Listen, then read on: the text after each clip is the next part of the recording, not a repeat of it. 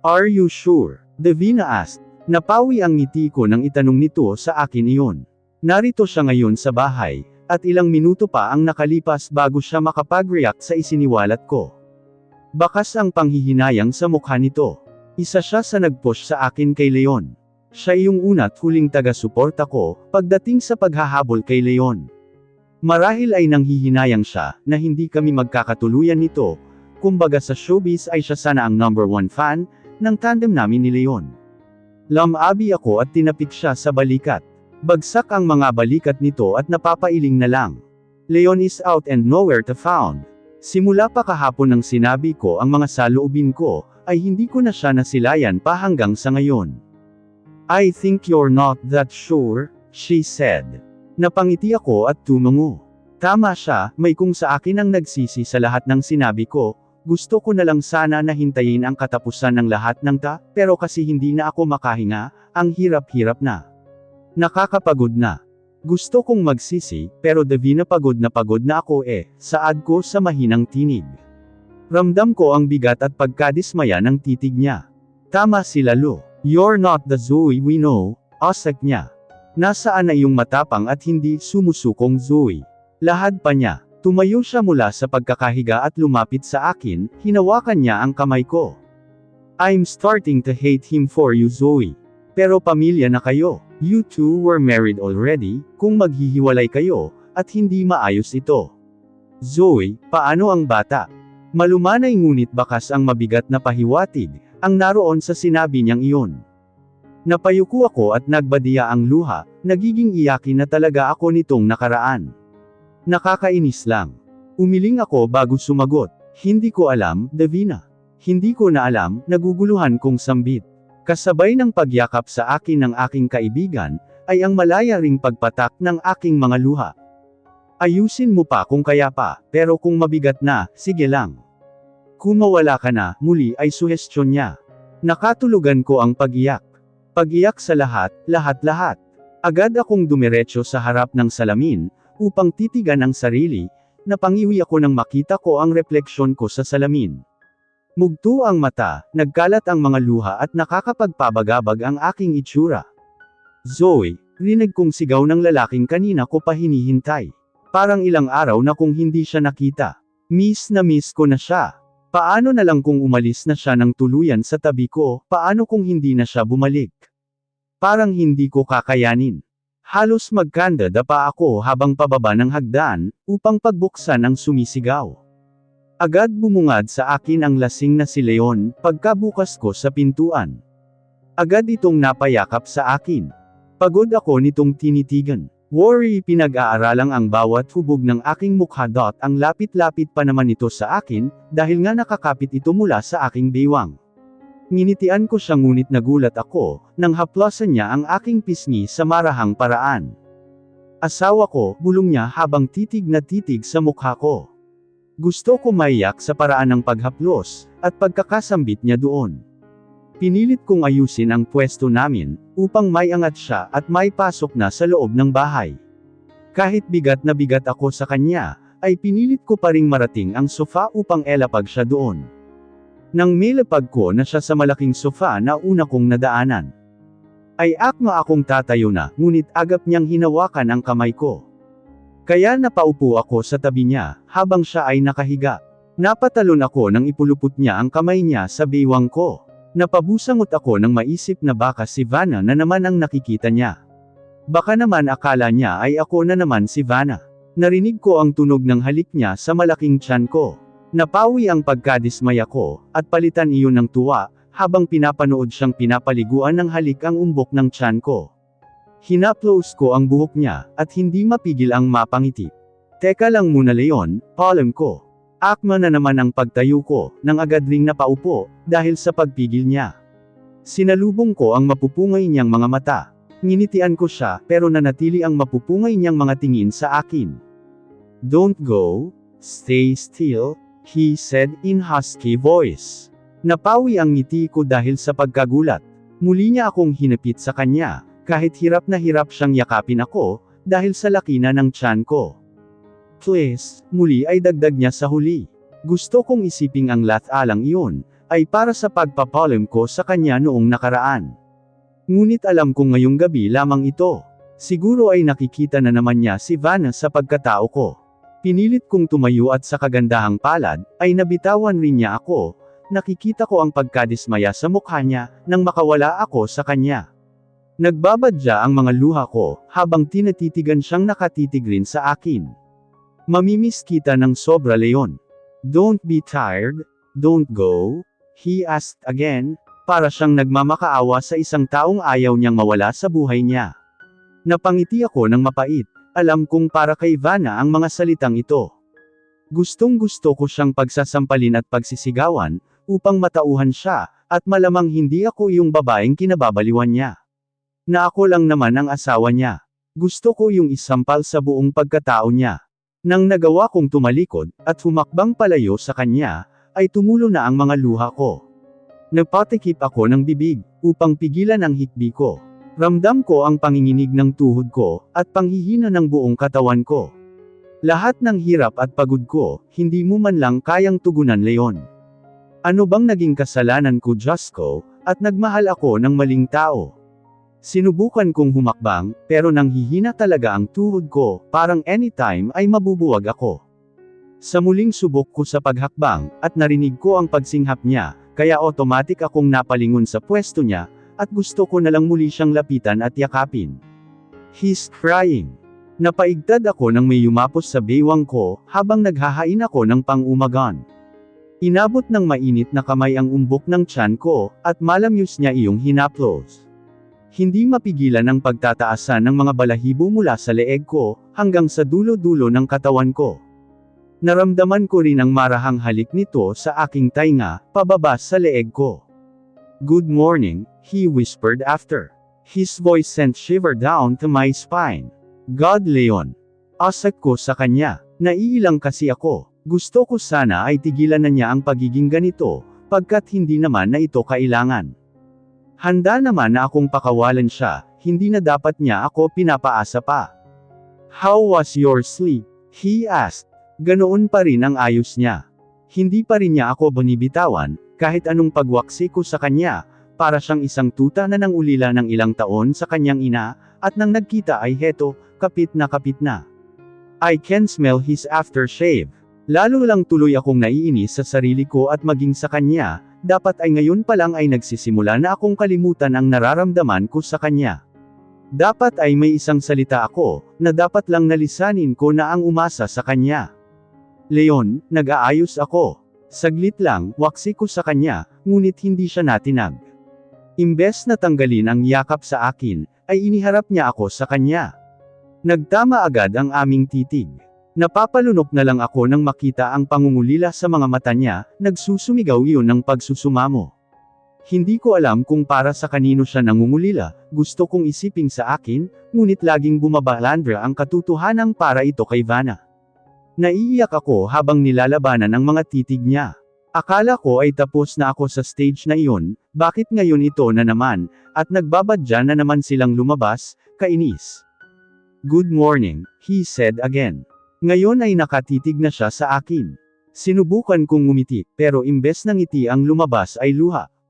Luha ang lamandes. Nakita ko pagiging malumanay at pag-alala mula sa kanya. Agad niya itong pinunasan gamit ang hinlalaki niya, sinakop niya ang mukha ko, at hinalikan ako sa noo. Bakit ganito, Leon? Bakit ang hirap-hirap mong pakawalan? Stay still, bulong niya nang magpumiglas na naman ako sa bisig niya. Please, pagsusumamo niya. Hindi ko na napigil ang maluha, dahil sa sobrang lambing ng tinig niya. Ginantihan ko ang yakap niya. Bakit mo ginagawa to? Asak ko pagkatapos, pinagpapalo ko ang dibdib niya. Nakita ko ang paglabas ng malokong ngiti sa labi niya. I miss you, saad niya lang habang sinasangga ang mga sapok ko sa kanya. Hindi ko tuloy mapigil ang mapangiti. Pinag-aralan ko pang mabuti ang itsura niya, hindi naman siya lasing, normal siya ngayon at kung bakit. Headache. Tanong ko nang makita ang mariing pagkunot ng noo niya. May hangover pa siguro. Lasing na lasing kaya siya kagabi. Tumungo siya pero hindi pa rin ako pinakawalan ng yakap niya. Let me go, I'll just get you med. Sambit ko pero umiling siya. Hinalikan niya ang noo ko at ngumiti. Can I kiss you instead? Maluko niyang bigkas. Hindi gamot ang halik Leon. Asek ko. Hamalakhak siya. Okay then, edi nagugutom na lang ako. Can I eat you?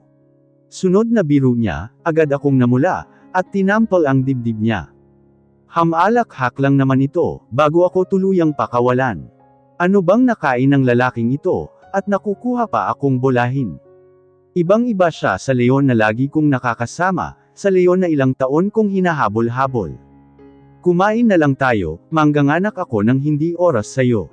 Nakita ko ang pagkilatis niya sa buong katawan ko, ang pagtingin niya sa akin mula ulo hanggang sa paa. Pagkuwan ay malungkot siyang napangiti. I thought I wouldn't see this art again. I thought I wouldn't see you again, wife. Tumungo siya kaya imbes na umupo ako at kumain, ay lumapit ako sa kanya at sinakop ang mukha niya. Ito ang unang beses. Unang beses na makikita ko sa kanya ang lungkot, sa palaisipang hindi na niya ako makikita pa. Am I art for you, husband? Tanong ko. Nakita ko ang pag-aliwalas ng mukha niya, at marahang tumango. Yes, a masterpiece of mine, sagot niya. Parang may malamig na bagay ang humaplo sa puso ko. All I can see in him is pure happiness, right now. Nakakahawa ang kaligayahan niya, kaya napangiti na rin ako. It does not matter now, kung sino ang nagpapasaya sa kanya ng ganito. Basta masaya ako na masaya siya. Kung kami man ng anak niya ang dahilan, wala nang papantay pa sa sayang mararamdaman ko kung ganoon man. Mahal mo na ba ako? Natatawa kong biro sa kanya. Hindi naman niya iyon pinatulan sa halip, ay umupo na lang siya sa upuan, at nagsimula ng maglagay sa kakainan. Wala akong magawa kundi mailing at umupo na rin. Siya ang naglagay ng kanin at ulam sa pinggan ko, unang beses niya itong ginawa sa akin. Am I now experiencing my first right on his side? I doubt it. Siguro ay pinagbibigyan na lamang niya ako, dahil ilang araw na lang, ay tuluyan ko na siyang papakawalan, at hindi na kailanman mahahawakan. Pagkapanganak ko, kumain ka lang, huwag ka papagutom, pagpuputol niya sa sasabihin ko. Waring alam niya ang isisiwalat ko, at hindi niya iyon magugustuhan. Tinitigan ko siya, nanatili lamang siyang nakapokus sa kinakain niya. Leon, yung sinabi ko sa'yo nung nakaraan. Are you done? May check-up ka ba ngayon?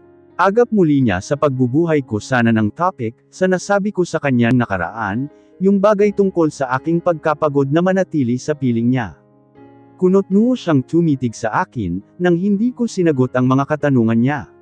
Nanatili lamang akong nangangilates sa mga susunod pang magiging reaksyon niya. Nakita ko ang pagbasa niya sa labi gamit ang kanyang dila. Nangilid ang mga luha ko, habang tinatitigan siya. Sana ay maintindihan mo ang salitang tama na Leon. Ayoko na kasing paulit-ulit na masaktan. Nakakapagod na. Maghiwalay na tayo pagkatapos kong manganak, alisto kong saad upang hindi na niya iyon magawang putulin pagamit ang kanyang malalambing at mapang-asang salita. Zoe, tawag sa akin ni Leon. Agad nawala sa telebisyon ang paningin ko, at nagawi iyon sa kanya. Nakita ko ang bihis na Leon, na bumubungad ngayon sa pwesto ko. Kunot-noo ko siyang tinitigan. Ano naman ba ang trip nito ngayon? Simula kasi noong sinabi ko ang tungkol sa paghihiwalay namin, narito siya laging nangungulit, laging nagpapalambing. What is his point of doing these things? Magyayaya ka na naman bang lumabas? Walang gana kung saad. Dati-rati ay kaunting pansin lang niya sa akin, ay magkandamatay-matay na ako sa kilig. Isa ito sa mga pangarap ko na ngayon, ay unti-unti nang natutupad. Ngunit naroon sa akin ang lungkot sa bawat palaisipan. Hindi ko na kayang maging masaya, habang ginagawa niya ang mga ganitong bagay, siguro ay totoong napagod na ako. Napagod na akong umasa sa mga bagay, na kahit kailan alam kong hindi magkakatotoo. Iyong mga bagay na inaakto lang, at pawang wala sa realidad. Nabuhay ako sa pantasya, na alam kong hindi kailanman mag-e-exist sa realidad na aking kinabibilangan. Napangiwi ako. Leon, tama na yan. You don't need to do this. Tapos na ako sa dramahang ito. Di ba sabi ko naman sa'yo, hindi mo na ako kailangang pagtiyagaan. Dagdag ko pa, nakita kong napatigil siya sa paglalakad papunta sa akin. Ang ngiti na nabuo kanina sa mukha niya, ay naging blanko na lamang ngayon.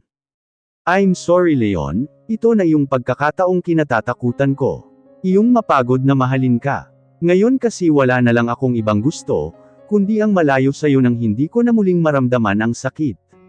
Magbihis ka na, utos niya. Napailing ako at hindi gumalaw sa pwesto ko. Imbes na sundin siya, ay ibinalik ko na lang ang tingin sa screen ng TV. Zoe, tawag niyang muli sa pangalan ko. Hinuli niya ang tingin ko at sinakop ang siko ko. Umiling-iling akong lumingon sa kanya. Leon, asek ko. Tinanggal ko ang pagkakahawak niya sa siko ko.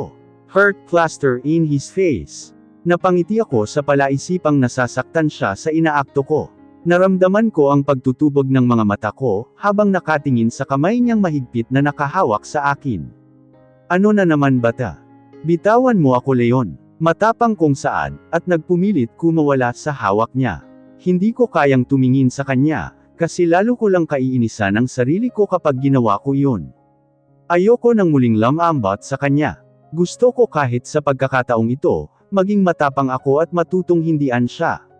I'm fond of chasing, I'm tired of it. Sa buong love story namin, ako na lang palagi ang naghahabol, ako ang nasasaktan. Please, ngayon ay ang magkabilang balikat ko na ang hawak niya.